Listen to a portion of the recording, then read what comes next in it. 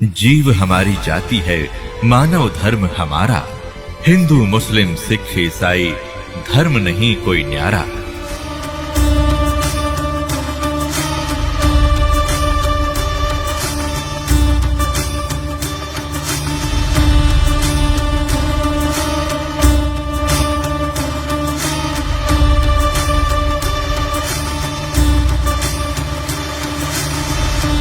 तो अब क्या सिद्ध हुआ कि एक कुल का मालिक है और ये अन्य अपने अपने सत्र के और भी देव हैं, जो बाइबल भी प्रमाणित करता है।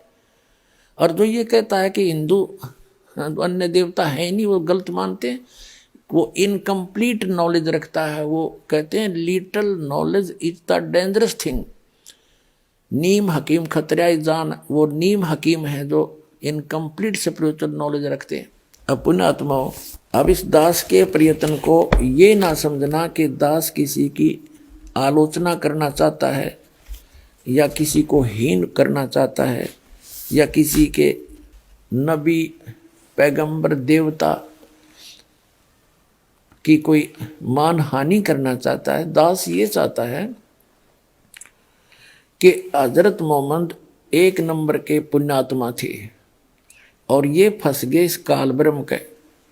इस काल ब्रह्म ने डरा धमका के इसको जो साधना बताई, 5 वक्त की नमाज, अजान जो परमात्मा को पुकारने का बंग बोलते हैं, 5 वक्त की नमाज और रोजे, ये 3 साधनाएं बताई और इनको डट कर करा करते थे वो। हजरत मोहम्मद जी जैसा ईमान अल्लाह पर कोई नहीं ला सकता। मुसलमान भाई जितना ईमान उन्होंने उस कुरान शरीफ के ज्ञान दाता को कंप्लीट गॉड मान के उन्होंने उसके ऊपर ईमान लाया, और उन जैसी भक्ति भी कोई नहीं कर सकता। इतनी साधना करने के बाद हजरत मोहम्मद जी को उसकी भक्ति का क्या बेनिफिट हुआ? एक तरफ तो कुरान शरीफ में कहा है कि वो अल्लाह ताला, अल्लाह अकबर बड़ा मेहरबान है, बड़ा दयालु है, रहमत करता है, पापों को नाश करता है। वो बिल्कुल सही बोला है, वो तो सही है, वो तो ऐसा ही है। लेकिन हजरत मोहम्मद जी को उनकी रहमत नहीं मिली, उनका लाभ नहीं मिला। उसका कारण क्या रहा कि उस अल्लाह अकबर की way of worship, method of worship, पूजा का मार्ग, पूजा की विधि नहीं है। सूरत फुरकानी 25 आयत नंबर 52 से 59 में स्पष्ट कर दिया कुरान शरीफ के ज्ञानदाता ने कि वो अल्लाह अकबर तो वो है जिसने 6 दिन में सृष्टि रची, 7वें दिन तख्त पर जा बैठा, वो है क्रिएटर। और उसकी खबर कुरान शरीफ का ज्ञानदाता नहीं जानता, वो कुरान शरीफ में नहीं है जो ज्ञान उसने बताया हजरत मोहम्मद को जबरील देवता के माध्यम से। उसने अपने सत्र की विधि बताई है कि मेरे सत्र की ये साधना है और इसकी साधना से पाप नाश नहीं हो सकते, जो कर्म में वही मिलेगा आपको, उसमें कोई परिवर्तन नहीं हो सकता। और यही गीता ज्ञानदाता 8वें अध्याय के 13वें श्लोक में कहता है कि मेरा जो मंत्र है ओम इति एकाक्षरम ब्रह्म व्यवहारण माम अनुस्मरण ये प्रयाति तजन देहम सयाति परमाम गतिम, कि मेरे सत्र का, मेरी पूजा का केवल एक ओम अक्षर है, नथिंग एल्स।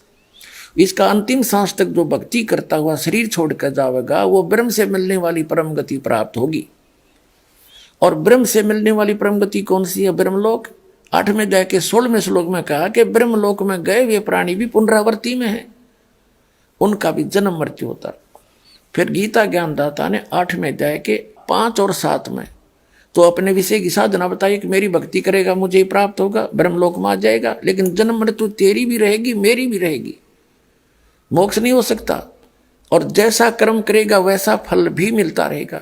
लेकिन 8वें अध्याय के प्रथम मंत्र में अर्जुन ने पूछा कि किम तत् ब्रह्म, उसका उत्तर दिया 8वें अध्याय के 3रे श्लोक में गीता में कि वो परम अक्षर ब्रह्म है। तो 8वें अध्याय के 5 से 7 तक तो अपनी विधि बताता गीता ज्ञानदाता, और उसके विषय में इसने बता दिया जन्म मृत्यु तेरी भी रहेगी मेरी भी रहेगी, यहाँ शांति हो नहीं सकती, युद्ध तो करना ही पड़ेगा। और युद्ध करना तो वहाँ शांति कहाँ। इसलिए 18वें अध्याय के 66वें श्लोक में कहा कि तू सर्वभाव से उस परमेश्वर की शरण में जा, उसकी कृपा से तू परम शांति को और सनातन परम धाम को प्राप्त होगा। मेरी शरण में रहेगा तो शांति नहीं हो सकती। यहाँ तो आपने दुख है भाग में तो दुख भी भोगने पड़ेंगे, और सुख है तो तेरे भाग का सुख भी मिलेगा। उसके लिए ऑप्शन छोड़ दिया है कि तत्वदर्शी संतों को पूछ, मैं नहीं जानता उसकी भक्ति विधि। 17वें अध्याय के 23वें श्लोक में गीता ज्ञानदाता ने उस परम अक्षर ब्रह्म सच्चिदानंद घन ब्रह्म, ब्रह्म ने माने सच्चिदानंद घन ब्रह्म की भक्ति का संकेत किया है कि उसके 3 मंत्र का जाप है। ओम तो सार्वजनिक कर दिया, वो तो उसका है ही, और तत् और सत वो सांकेतिक छोड़ दिए, उसको तत्वदर्शी संत बताएगा। तो वो दोनों कोड वर्ड जो हैं वो दास के पास है, वो कंप्लीट कोर्स है। तो उसकी भक्ति 8वें अध्याय के 8, 9, 10 श्लोक में बताया कि सच्चिदानंद घन ब्रह्म की भक्ति करेगा तो उसको प्राप्त होगा। 8वें अध्याय के 5 और 7 में कहा कि मेरी भक्ति करेगा तो मुझे प्राप्त होगा। ब्रह्म की साधना करने वाला ब्रह्मलोक में जाएगा। गीता अध्याय नंबर 8 के श्लोक नंबर 16 में स्पष्ट कर दिया है कि ब्रह्मलोक पर्यंत सभी पुनरावृत्ति के अंदर है। तो उसने स्पष्ट कर दिया है कि उस पूर्ण परमात्मा की साधना से मैं परिचित नहीं हूँ, और मेरी भक्ति करेगा तो ऐसे ही कष्ट भी होंगे, तेरे भाग में सुख है तो सुख भी होगा, तो ये दोनों मिलते रहेंगे। और परम शांति चाहिए तो तुझे सब पापों का नाश चाहिए तो परम अक्षर ब्रह्म की शरण में चला जा। उसके लिए तत्वदर्शी संत की खोज कर ले। तो वो तत्वदर्शी संत ये दास रामपाल दास सतलोक आश्रम पर वाला जिला है, हिसार हरियाणा में भारत के अंदर है। तो पुण्यात्माओं, दास की प्रार्थना है वो सत भक्ति दास के पास उपलब्ध है। आपको कभी दुख नहीं होगा, परमात्मा हरदम साथ रहेगा। वो अल्लाह अकबर की भक्ति उसने खुद आकर के यहाँ बताई है, वो ज्ञान इस दास के पास उपलब्ध है। उसको प्राप्त करो, अपना कल्याण करवाओ।